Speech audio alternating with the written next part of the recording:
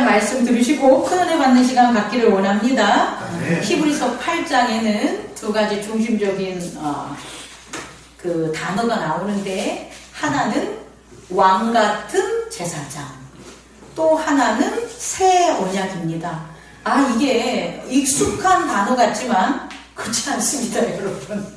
여러분, 왕 같은 제사장은 이 땅의 모든 통틀어진 역사 속에서, 혹은 이 땅의 모든 지역에 있는 어떤 장소나 그런 정치적인 그런 나라들 안에서 이런 것들은 존재하지 않습니다.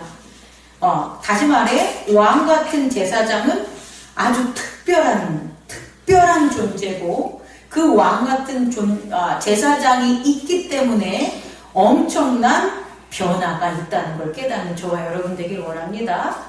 또 하나의 8장에서 주목해야 될 키워드는 새 언약입니다.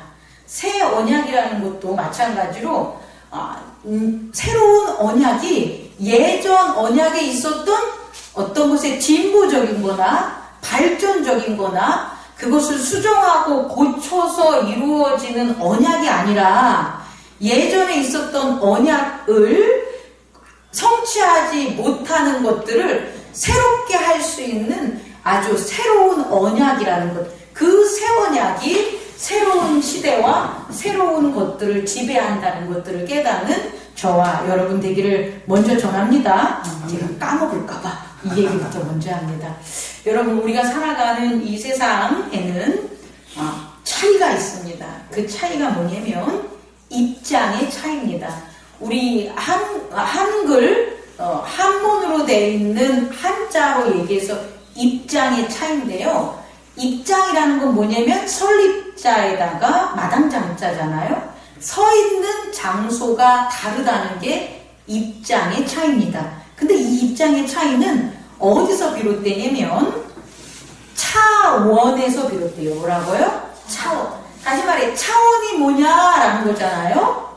우리는 학교 다닐 때 1차원은 선이고 2차원은 뭐예요? 면이고 3차원은 공간이야, 4차원은 시간이야, n차원이 있어, 이런 것까지 배웠잖아요. 근데 이 차원이 나눠지는 것에 그 요소가 뭐냐 봤더니 입장이라는 거야. 입장.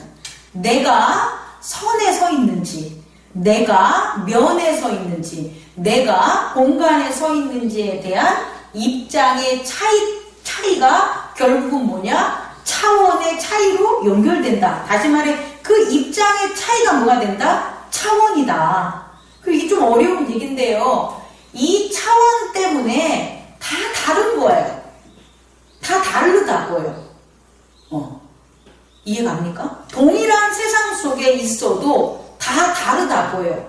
오늘 예배드리는 지금 우리가 어떻게 있는다면, 입장의 차이가 있다면, 입장에 서로서로의 차이가 있다면, 오늘 말씀 전하는 말씀 듣는 여러분들이나 다 다른 차원에 있다라는 거예요. 이해할 수 있겠습니까? 그런데 다른 차원에 있다고 해서 메시지가 사라지거나 혹은 말씀의 역사가 없는 무익함은 아닙니다. 단 어떤 거냐면, 차원이 다르다는 것, 입장의 차이로 차원이 다른 것은 제가 여러분과 하나가 될 수 없다는 거예요. 말씀과 메시지와 의미들은 서로에게 다 살아있지만 서로가 하나 된 입장에서 서지 못해서 서로가 또 동일한 것을 공유할 수 없는 것 뿐이지, 그것들은 의미가 있고 그것들 나름대로 역사한다는 걸 깨닫는 저와 여러분 되길 원합니다. 그렇다면 첫 번째, 왜 입장의 차이로 차원이 이렇게 나누어지냐 봤더니, 그건 다른 게 아니에요. 시간과 공간입니다. 시간과 공간이 이 우리가 살아가는 물질의 세계에서는 시간이 사라지는 과거가 있고, 시간이 아주 멈추듯 하지만 멈추지 않는 현재가 있고, 시간이 와야 되는 미래가 있기 때문에, 또 우리의 물질의 몸이 한 곳에 고정되어 있기 때문에 공간을 공유할 수 없다는 거예요, 여러분. 다시 말해, 시간과 공간 때문에 우리는 입장의 차이가 발생한다는 거예요. 만약에 우리가 살아가는 이 물질의 세계에서 시간과 공간이 나누어지지 않는다면 우리는 지금 아프리카나 지금 아메리카나 지금 저와 여러분의 시간이 우리가 누구는 어리고 누구는 늙고 누구는 젊은 어떤 시간들이 없다면 우리가 경험한 어떤 직장이나 하루의 스케줄이나 이런 것들의 차이가 없다면 우리는 차원이 나눠지지 않아요. 입장도 서로 다르지 않고 우리 서로는 모두가 그냥 한 몸이 될 수밖에 없어요. 유기체가 될 수밖에 없겠죠. 근데 그게 아니라 시간과 공간이 존재하는 게 물질의 세계이기 때문에 어떤 일이 벌어진다. 입장의 차이, 서 있는 자의 차이가 나타나고 거기에서 차원이 분리되기 때문에 서로가 하나가 되고 싶어도 되지 못하는 일들이 벌어진다는 거예요. 그래서 이 문제를 해결하려고 역사적으로 인류는 뭘 세웠는지 아십니까? 왕을 세운 거예요. 통치자, 왕을 세운 이유는 서로의 시간이 다르고 서로가 처한 공간이 다른데 서로가 한 세계에 사는 거예요. 한 대한민국에 살아요. 한 조선에 살아요. 한 로마에 살아요. 한 이탈리아에 살아요. 이해합니까? 그렇기 때문에 그 시공간의 차이로 말미암은 입장과 차원 한 세계에 있지만 차원이 다른 것을 극복하기 위해서 누굴 세웠다고요? 왕을 세우고 통치자를 세워서 통치자가 진행하고 다스리는 법에 의해서 그것을 통일한 거예요. 그래서 그걸 율령이라고 하는데 그 율령에는 뭐가 없는 거예요? 입장의 차이가 없는 거예요. 어린아이도 혹은 노인네도 혹은 여자도 남자도 그 통치적인 율령 법에 의해서는 다 뭐하다? 통일하다. 그래서 입장의 차이를 없애버림으로 나누어진 차원들을 통합하려고 세워진 게 바로 뭐가 된다? 왕이 되는 거예요, 여러분. 이거 이해할 수 있겠습니까? 그래서 우리가 현대적인 관점에서 보면 왕권 사회가 참 무식하거나 참 강폭하거나 여러 가지적으로 우선 부정적으로 평가될 수 있지만 그건 지금의 관점이죠. 아닙니다. 그때의 관점에 의하면 잘 세워진 왕, 법과 율령을 규례를 잘 지키는 왕이 다스리는 그와 같은 과거적 시대는 오히려 그런 것들이 무질서한 현대 시대보다 훨씬 더 인권이 잘 지켜지고 계급적 차이는 있을지라도 또 어떻게 되냐면 하늘과 교통하는 일들은 벌어졌다라는 것을 깨닫는 저와 여러분 되기를 원합니다. 두 번째로는요. 이거는 시간과 공간의 차이가 있는 우리가 사는 세상에 대한 그런 차원의 나눔 때문에 이루어진 거라면 또 하나는요. 종교적으로 보이지 않는 세계, 내면의 세계는 무엇 때문에 입장의 차이가 발생해요. 그리고 그 입장의 차이 때문에 종교적인 생활도 차원이 나누게 되는 거예요. 무엇 때문에 입장의 차이가 발생할까요, 여러분? 죄 때문이에요. 뭐라고요? 죄. 죄와 의 때문에 여기서는 예수 그리스도가 아닌 모든 종교적인 원리에 대해서 얘기하는 거예요. 종교적인 일반 원리에 있어서 죄와 공덕, 죄와 의라고 말하는 그들의 공덕의 차이가 있을까요? 없을까요? 있겠죠. 사람마다 죄와 공덕의 차이가 있기 때문에 사람마다 뭐가 틀린 거예요? 입장이 다른 거예요. 그들이 서 있는 종교적 위치가 다르다고요. 그래서 나타나는 게 뭐냐면 차원이 다르게 분리되는 거예요. 그래서 동일한 종교를 섬겨도 어떤 사람은 이 차원에서 1차원적인 차원에서 종교 활동을 하고 어떤 사람들은 N차원적인 거에서 종교 활동을 할 수 있다라는 거예요. 그게 뭐의 차이다? 죄의 차이다. 죄와 공덕의 차이다. 이것을 해결하기 위해서 고대 사회와 우리의 시간적, 역사적 그런 시대에서는 뭘 세웠을까요? 그렇죠. 제사장을 세운 거예요. 뭐라고요? 제사장. 제사장이 그 제사장이 종교의식과 종교적인 법을 주관함으로 죄에 따른 공덕에 따른 입장으로 말미암아 분리된 종교적인 집합체에 있는 나누어진 차원을 뭐한 거예요? 통일한 거예요. 그래야만 종교적인 활동과 종교적인 국가와 종교적인 다스림이 뭐하기 때문에 가능하기 때문에 여러분 이해할 수 있겠습니까? 다시 말해 종교적으로 제사장이 타락하지 않고 제사장이 그 제사장의 법과 그 공동체의 법을 잘 거룩하게 깨끗하게 지키면 지금보다도 훨씬 더 뭐하는 거예요? 종교적으로 잘 경험할 수 있는 시대가 있다라는 거예요. 그게 과거라고 해서 미신을 섬기거나 과거라고 그것이 안 좋은 거고 현재라고 해서 좋은 게 아니라는 걸 깨닫는 저와 여러분 되길 원합니다. 아멘. 아멘. 자, 다시 얘기할게요. 우리가 살아가는 세계에서는 하나님이 우리 안에 우리가 죄를 졌기 때문에 함께 거하지 않으니까 차원의 차이가 나타난다, 안 나타난다? 나타난다. 그래서 통치적으로는 왕을 세우고 그리고 종교적으로는 뭘 세웠다? 제사장을 세웠다. 그런데 이게 잘 국가적인으로 이루어져야 되는데 어떤 일이 발생하냐면 그 왕이 가진 권한과 제사장이 가진 권한이 서로 틀리죠. 서로 다른 영역이죠. 그런데 그것을 공유하고 그것이 미치는 자들은 동일해요. 그게 누구니까? 백성. 그래서 나타난 현상이 대립과 분쟁, 싸움이 되는 거예요. 그래서 처음에는 제사장의 권한이 높았다가 그 다음에 왕이 세워지고 왕의 신이 세워지다가 제사장을 폐위하고 제사장과 왕이 나누어지는 그런 시기가 된 거죠. 그리고 지금은 백성의 힘이 강해져가지고 제사장도 왕도 사라진 시대에 우리가 살고 있다. 그래서 나타난 결과 뭡니까? 함께 살아도 한 나라에 살아도 우리는 다른 차원에서 산다는 거예요. 함께 예배를 드려도 어떻게 된다는 거예요? 다른 차원에서 예배를 드리고 동상이몽하는 것을 그런 결과가 나타났다. 그러면 결국 기독교라도 하나님을 섬기는 교라도 하나님 나라 갈 수 있습니까? 없습니까? 못 가겠죠. 그래서 오늘 히브리서 8장에서 주목할 하나님은 누구를 보내셨다는 거예요? 왕 같은 제사장. 왕 같은 제사장이 이 문제를 뭐 할 수 있다? 해결할 수 있다.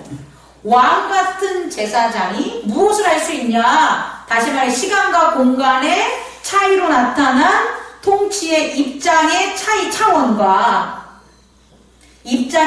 따른 차원과 종교적 제사에 대한 입장의 차이로 나타난 차원을 통합하고 하나로 만들어줄 수 있는 그 인물이 뭐가 되냐면 왕 같은 제사장이에요. 로얄 프리스트. 이해할 수 있겠습니까? 로얄 프리스트는 왕의 능력과 기능과 권한을 행사할 수 있어서 시간과 공간으로 말미암은 차원적으로 나누어지는 것들을 하나로 중보할 수 있고요.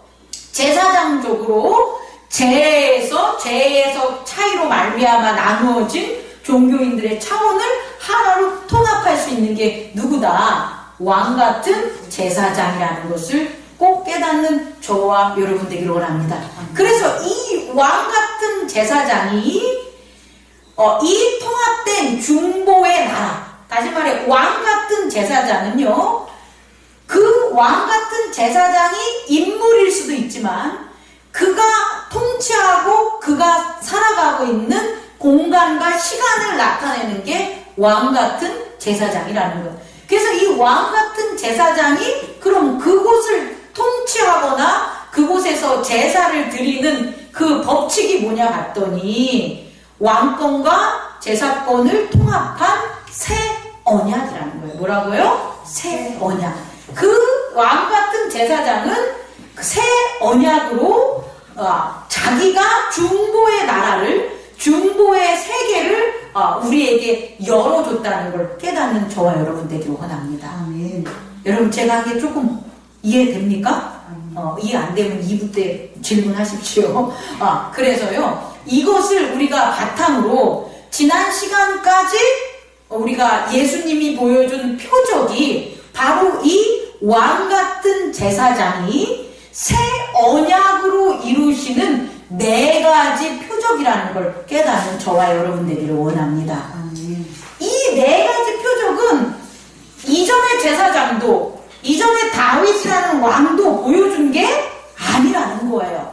이전에 모세를 통한 율법도 아니라는 거예요, 여러분.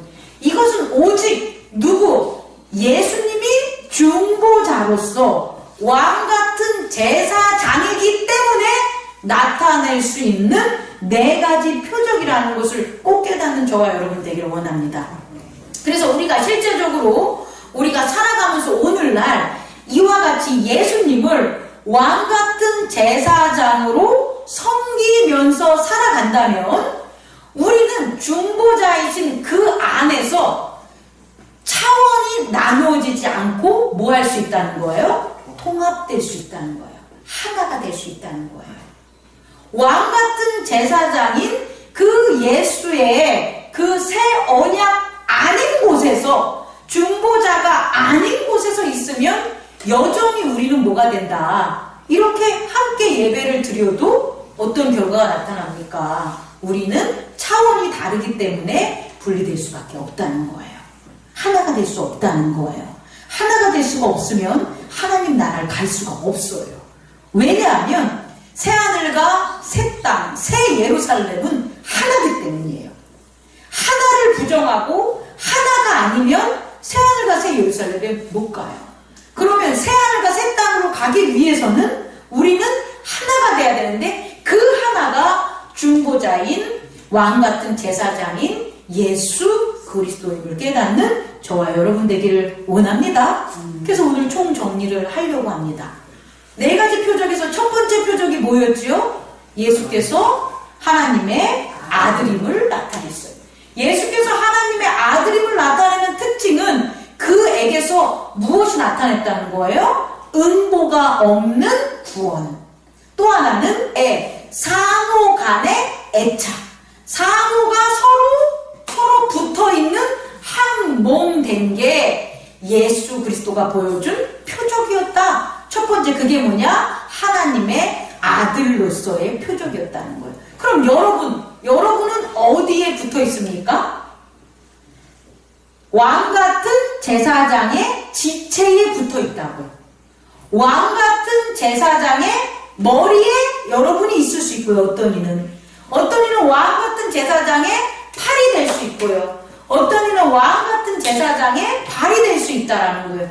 이게 뭐가 되는 거예요? 상호 간의 애착이라는 거예요. 상호 간의 애착이라고 내가 장로님 몸에 붙어 있는 게 아니에요. 장로님이 제 몸에 붙어 있는 게 아니에요, 여러분. 절대 아닙니다. 우리 서로 몸에는 애착될 수 없어요. 상호 간에 내 중심이 있기 때문에.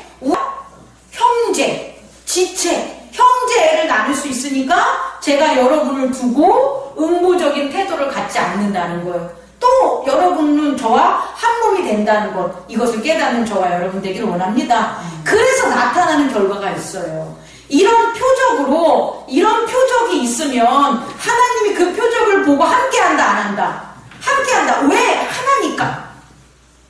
표적이 있는 것은 하나님이 찾으러서 하나가 되는 거고, 계시가 있는 것은 하나님을 바라봐서 하나가 되게 하는 거예요. 그럼 이런 첫 번째 하나님의 아들의 표적이 형제가 있는 그 뮤추얼 이펙션한 게 있다면 하나님이 그곳에 뭐 하는 거예요? 함께 하나 하시겠죠. 그래서 나타나는 결과가 있다라는 거예요. 그게 뭐냐? 따라해보세요. 칭의.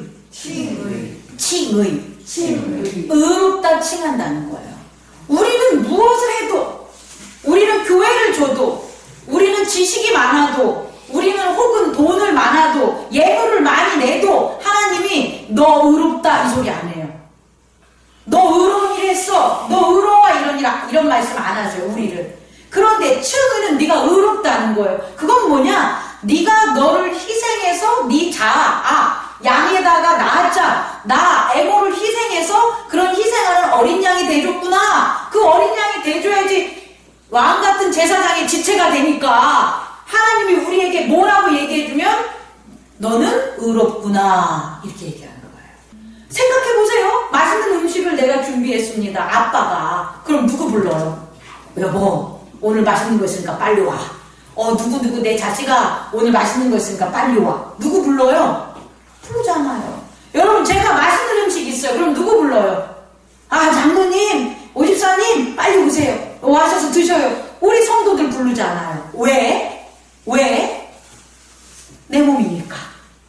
이해할 수 있겠습니까? 하나님의 몸이기 때문에 예수 그리스도는 하나님의 몸이기 때문에 하나님의 좋은 일들 그의 풍성한 나라에 있어서 누구를 부르냐? 의로운 자를 부르는 거예요. 예수 그리스도의 이름이 있는 그 형제들을 부른다는 거예요. 그게 칭의예요. 여러분 이걸 깨닫는 저와 여러분 되길 원합니다.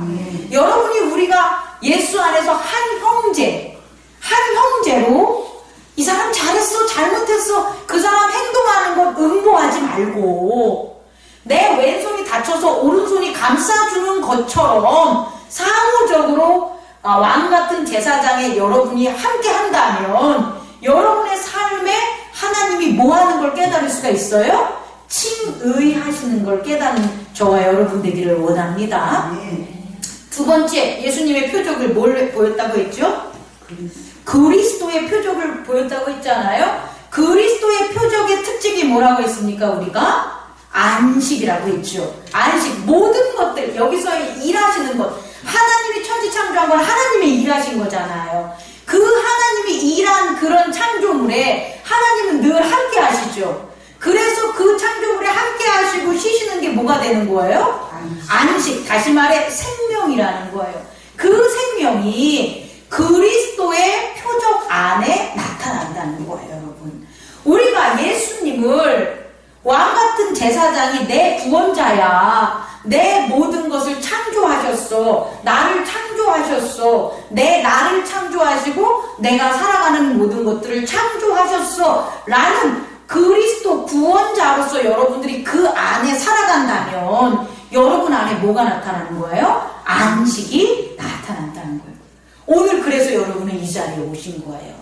오늘 주의 날을 지키기 위해서 안식하기 위해서 이곳에 오셨어요. 육체만 오신 게 아니라 여러분의 의지를 내려놓고 그리스도의 공동체 안에 여러분들이 함께 할 때 오늘 모인 여러분들에게 뭐가 있을지어다 안식이 있는 것을 저는 확신합니다. 그리고 그 안식함과 또 하나의 그리스도의 특징이 뭐냐면 내가 너를 불렀노라 너는 내 아들이다 내가 너의 하나님이다 라는 확증의 하나님의 음성이 있다는 것. 여기서 너는 나의 아들이야 이 의미는요 이런 의미예요. 내가 너를 만들었어 이거예요. 내가 너를 창조했어 이 음성이에요. 여러분 그리고 우리 또한 그 음성을 들으면 하나님은 아버지입니다 라는 것도 맞지만 하나님은 창조주이십니다 라는 음성으로 우리는 답해야 되는 거예요. 이걸 꼭 깨닫는 저와 여러분 되기를 원합니다. 그럼 이런 그리스도임의 표적 안에 우리가 거하는 자들에게는 그럼 하나님이 또 어떻게 하겠어요? 그 표적 안에 하나가 되겠죠. 그럼 거기서 나타나는 그런 결과는 뭘까요, 여러분? 그것을 우리 한번 깨닫기 바라는데 성결입니다. 뭐라고요? 성결. 다시 말해 우리는 안식하면 뭘 할 수 있는 거예요? 성결하는 결과가 나타나요. 하나님이 우리를 창조하셨어 라는 아버지의 음성을 들으면 우리는 뭐 할 수 있는 거예요? 성결할 수 있는 거예요, 여러분. 그런데 우리가 이와 같은 그리스도의 표적을 못 보면 우리는 안식하지 못하게 되고 또한 하나님의 창조주의 음성을 듣지 못한다는 거예요. 그래서 나타나는 현상이 뭐냐? 우리는 성결하지 못해요. 아무리 성결하고 싶어도 성결한 깨끗한 삶을 살 수 없다는 걸 깨닫는 저와 여러분 되기를 원합니다. 세 번째 예수 그리스도의 표적은 뭐가 되겠습니까? 인자의 표적이 되겠죠. 인자의 표적이 나타나는 그 특징 두 가지는 뭡니까? 하나는 예물과 하나는 제물과 하나는 예물이 되겠죠.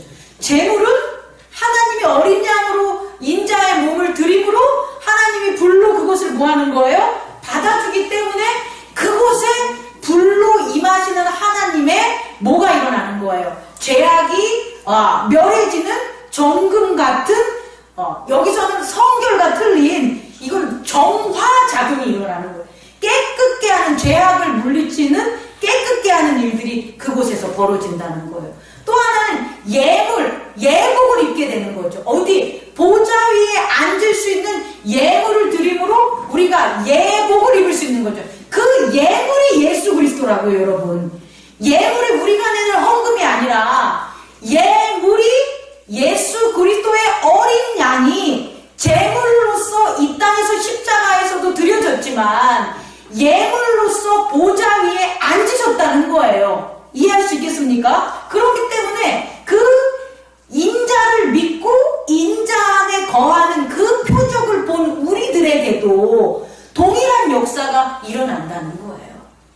예수님을 제물로 보고 제가 부족하지만 제물로 여러분들도 다 함께 제물로 우리가 예수 그리스도의 인자 안에서 예배를 드릴 때 우리의 예배 안에 불이 임하는 걸 믿습니다. 그리고 그 불이 뜨거움으로 모든 죄악들, 숨겨진 죄악들이 고백되고 그것들을 정화시키는 놀라운 일들이 일어남을 믿습니다. 아멘. 예수 그리스도의 인자를 믿음으로 그 어린 양으로 예물을 드림으로 그와 함께한 우리들은 거룩한 옷을 입고 보좌 위에 있는 예수 그리스도와 함께함을 믿습니다. 그래서 우리에게 존귀한 면류관이 우리가 살아있음에도 불구하고 여러분 머리에 이미 쓰여지고 허락됨을 저는 믿습니다. 그게 인자로서의 표적이다 그거예요. 그럼 이 인자로서의 표적이 임한 곳에, 믿음이 있는 곳에, 우리가 함께한 곳에 하나님이 뭐 하십니까? 하나가 되겠죠. 그럼 그 일어나는 결과가 있겠죠. 인자가 있는 그곳에 하나님이 임해요. 그럼 석균 집사님 어떤 결과가 나타날까요? 따라해보세요. 치유가 일어나는 거예요. 여러분 이해할 수 있겠죠? 모든 죄들을 고백하고 아프고 상처 입은 것들이 다 씻음을 받고 그리고 어리석고 연약한 것들이 다 세워지고 지혜롭게 일어나는 변화들, 그 변화들이 뭐가 되냐? 치유라는 거예요. 치유는 예수 그리스도의 인자의 표적에 나타나는 하나님의 하나됨입니다. 그래서 신약 성경을 보면 예수님의 치유적인 것들이 많이 일어나죠. 그 치유적인 것들이 일어난 그 이유가 뭐냐면 예수님이 자신을 뭐로 만났기 때문에 인자로서 백성들을 만나서 그들과 함께 했기 때문에 인자로서 나타나는 그런 제물과 예물로서의 예수 그리스도의 표적이 거기에 임해서 하나님의 함께 하심으로 거기엔 치유의 역사가 일어날 수 있다는 깨닫는 저와 여러분 되기를 원합니다. 마지막으로 예수가 나타난 표적 네 번째 뭡니까? 만왕의 왕입니다. 뭐라고요? 만왕의 왕. 그 만왕의 왕이라는 나타내는 표적, 그 표적의 특징은 두 가지 뭐였습니까? 첫 번째는 맹세. 맹세라는 것은 뭐냐면 언약을 믿는 사람들의 확증이 뭐가 되는 거예요? 맹세. 다시 말해 언약은 다 있는데 문제가 뭐냐면 그 언약을 따라가는 확증이 흔들린다는 거예요. 누구에게나 예수를 믿는 자들에게 언약이 있지 않겠습니까? 그런데 그 언약이 긴가 민가 하면서 살아가게 되는 거예요. 그 사람들은 뭐가 없는 거예요? 맹세를 못하는 거예요. 그들이 맹세를 못하는 거, 저는 맹세합니다. 저는 예수 그리스도 안에 예수가 만왕의 왕임을 믿기 때문에 그 표적을 받기 때문에 저는 이렇게 하는 게 믿음으로 맹세합니다 라는 거예요. 근데 만왕의 왕으로 예수님을 섬기지 못하면 그 표적을 못 보면 예수의 이름이 효력이 없어요. 그래서 이쪽에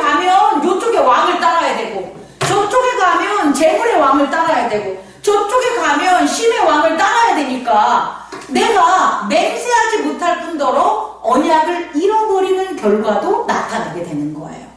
다시 말해 우리가 예수님에게 만왕의 왕이라는 표적을 보면 우리에게 나타나는 건 뭐다? 맹세. 근데 누구의 이름으로? 예수 그리스도의 이름으로. 여러분 이 이름을 잘 맹세하십시오. 근데 맹세가 됐다 안 된다? 안 된다. 만왕의 왕으로 먼저 그 표적을 우리가 믿어야지만 우리는 예수 그리스도의 이름으로 맹세할 수 있다는 걸 깨닫는 저와 여러분 되기를 원합니다. 그 왕이 또 하나, 그 만왕의 왕이 나타나는 표적은 특징은 뭐냐 봤더니 멜기세덱의 반차를 따른다는 거예요. 다시 말해 우리에게 있는 만왕의 왕은 세상의 왕과 같다 다르다. 이해할 수 있겠습니까? 그날이 되면 말세가 되면 저 지하에 있는 더러운 것들이 땅에 올라와서 임금 행세를 한단 말이에요. 그들이 어떻게 합니까? 죽은 자를 살립니다. 부유하게 해줍니다. 그런데 그들이 하는 것들은 멜기세덱의 반차를 따른 왕이 아니라는 거예요. 그래서 오히려 믿는 자들을 계급적으로 차별하고 예수를 따르는 자들을 박해하는 일들이 벌어진다는 거예요. 그런데 새하늘과 새 땅이 오기 전에 심판이 있는 그때가 임박하면 누가 오냐? 만왕의 왕이 우리에게 오는데 그는 뭐를 따른다? 멜기세덱의 반차를 따르기 때문에 그 왕은 세 가지로 구분해야 된다는 거예요. 첫째, 무슨 왕? 의의 왕.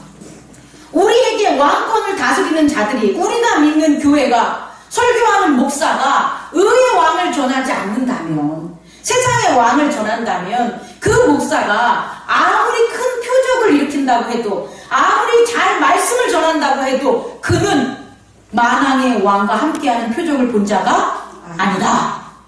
깨닫기 바랍니다.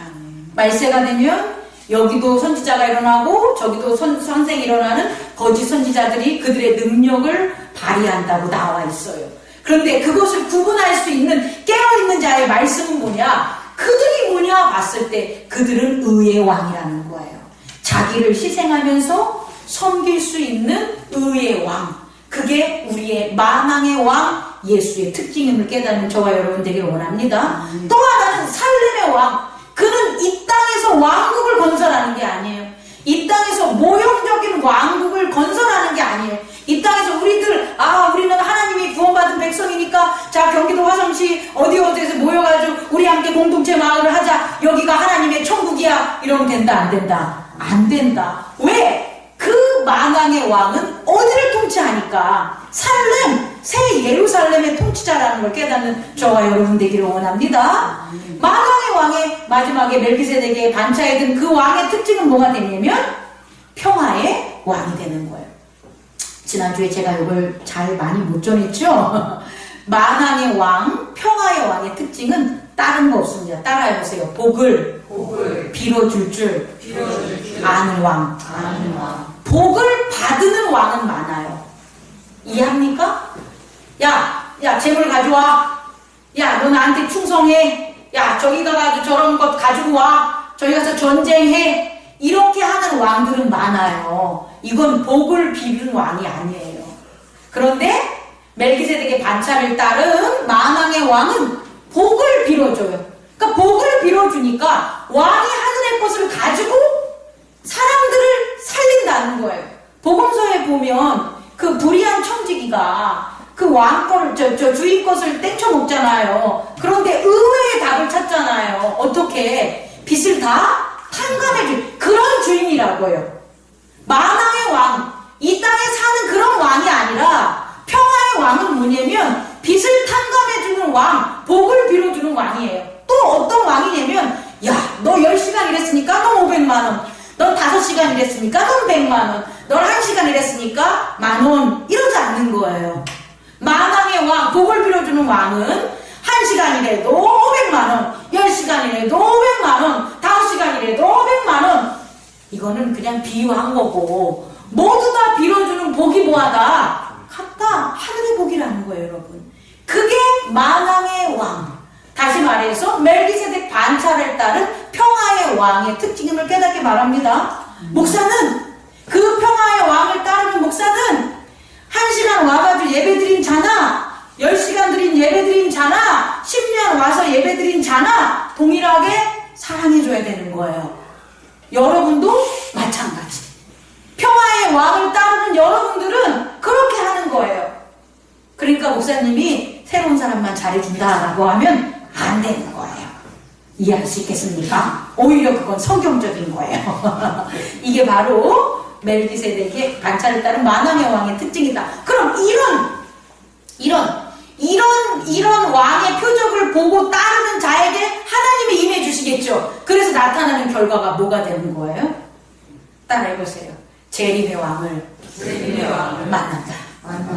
이것이 우리 성결교에서 전하는 칭의, 그 다음 뭐라고요? 성결, 치유, 재림의 예수 그리스도 왕의 표적이라는 걸 깨닫는 저와 여러분 되길 원합니다. 그러나 이와 같은 것은 왕 같은 제사장에 모두가 거할 때 모두가 함께 할 수 있는 차원이에요.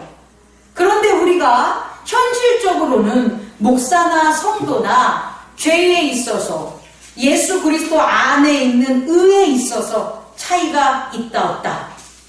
있다. 나 개인의 차이가 있다는 거예요. 예수 그리스도는 차이가 없지만, 중보자는 차이가 없지만 우리들이 회개하는 것을 게으리하고 용서하는 것을 게으리하면 우리들에게도 차원이 나눠진다 안 나눠진다? 나눠진다라는 걸 꼭 깨닫기 바래요. 그래서 예수 그리스도만 믿고 살아갈 때 모두 일어나는 중생은 다 일어날 수 있어요. 중생은 다 경험할 수 있어요. 다시 말해 부르심을 받아 너희들은 하나님의 자녀야 새롭게 태어나는 일들은 다 모두에게 동일하게 일어날 수 있지만 의롭다 칭의받는 거나 성결함이나 치유받는 거나 재림의 왕과 함께 믿음의 그 나라에 일하는 것들은 차이가 있다 없다 있을 수 있는 것을 깨닫는 저와 여러분 되기를 원합니다. 만약에 내가 예수님은 하나님의 아들이야 라는 형제는 강해. 그런데 내가 예수님은 만왕의 왕이라는 평화의 왕, 살렘의 왕, 그 다음에 의의 왕에 대해서는 내가 그 표적을 못 봤다면 형제애로서 나타나는 의로움은 하나님의 결과는 우리의 삶에 나타날 수 있지만 재림에 대한 마라나타에 대한 결과로 나타나는 하나님의 임재함은 경험하지 못할 수 있습니다. 이걸 꼭 깨닫는 저와 여러분 되길 원해요. 중생 받아서 중생으로 거듭나서 모두가 다 구원은 받지만 이 땅에서 하나님을 섬기면서 나타날 수 있는 차원적 차이는 있다 없다? 있다. 그러나 우리가 네 가지 표적을 정말 마음을 다해 뜻을 다해 하나님께 섬기고 예수 그리스도 안에 있으면 이루어진다 안 이루어진다? 통합되는 것도 이루어진다. 우리 교회가 그것을 위해서 저 높은 곳을 향하여 나아가는 저와 여러분 되기를 원합니다. 기도하겠습니다.